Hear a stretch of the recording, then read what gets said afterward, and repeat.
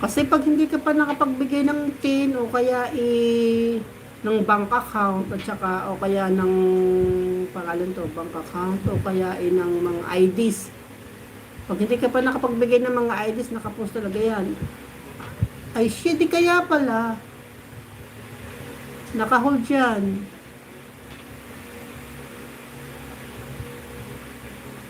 Dapat may ano ka, yung TIN number, yung tagito tax ano yon. Sa tax yun naka ano, pag nag-fill up ka.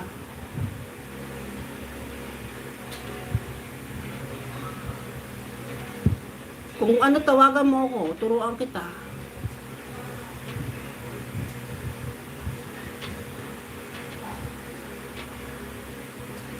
Kung gusto mo, turuan kita. Kay Glensky, kay Sisi Koy, Aero, ako din ang gumawa ng kay Sisi